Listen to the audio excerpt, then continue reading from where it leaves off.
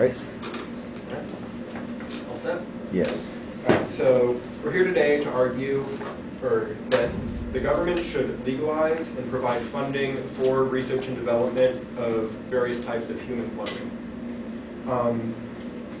Researching and developing human cloning techniques, it would help to research human development, it would help research genetics and mechanics of miscarriages in human births, and it could provide, most importantly, genetically identical organs and tissue transplants to help injured people, people suffering from diseases. Currently, in America, research on human cloning is essentially illegal. It's only outright banned in 15 states, but the federal government is prohibited from providing funding for human cloning research. And because universities, hospitals, laboratories, the majority of them are federally funded, they aren't allowed to use federal funds to research that, so they're essentially banned from researching it. However, the government lifted these regulations and allowed universities and hospitals to use their funds to research human cloning, then we could develop new technology to clone stem cells in human organs and entire humans, if necessary, to better mankind. First thing, the most important thing to know is the three types of cloning. The kind you're all most familiar with is reproductive cloning, in which DNA is taken from a living person, and then an egg cell is taken, its nucleus is removed, the DNA from the person is injected into that embryo, and then the embryo is injected into a mother, and the embryo develops normally, and the baby is a genetic copy of whoever donated the DNA.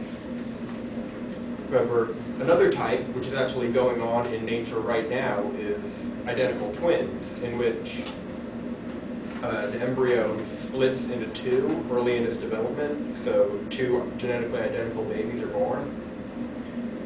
And the third most important type of cloning is therapeutic cloning, in which just individual organs or tissues are cloned. To do this, therapeutic cloning it starts the same way as any other cloning. You take an embryo, you take DNA from a donor, and you insert that DNA into the embryo.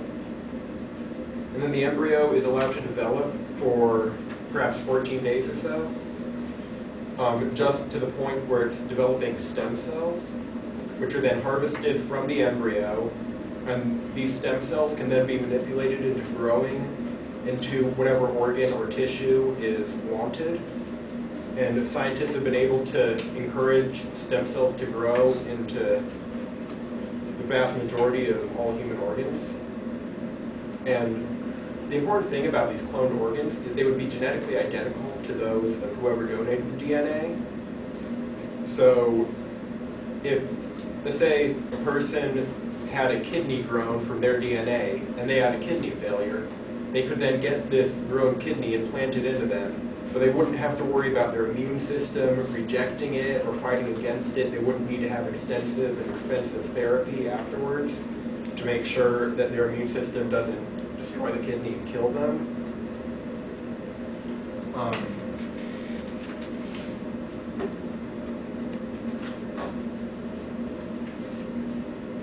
The therapeutic cloning, it could even cure Alzheimer's or Parkinson's disease, because they can encourage stem cells to grow into nerves, which could then replace those injured by Alzheimer's or Parkinson's to cure these diseases. It could cure blindness by regrowing eyeballs and putting this new tissue into that of a blind person. It can even help cripples walk again. If someone suffers a spinal injury and can't walk anymore, they can make the spinal tissue and replace it, enabling the person to walk again. They've already had this technique used successfully on test rats. It can heal burns. If they could create new skin and then graft that onto a person, which, again, you wouldn't run the risk of being rejected by their immune system.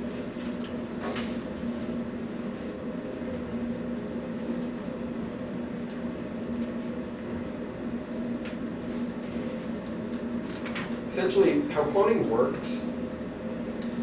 they take an egg, they remove the nucleus, and then they take DNA from any part of a person, because any given cell in a person has the DNA to recreate any organ in that person.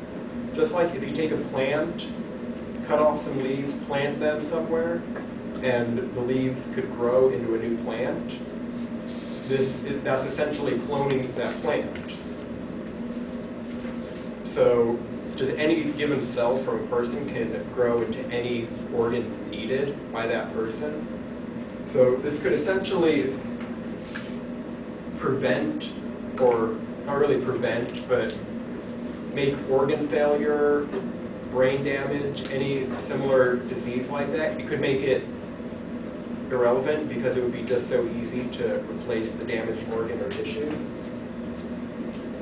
However, in 2002, scientists had cloned kidney-like organs from cells taken from a cow ear and then implanted them into the donor cows.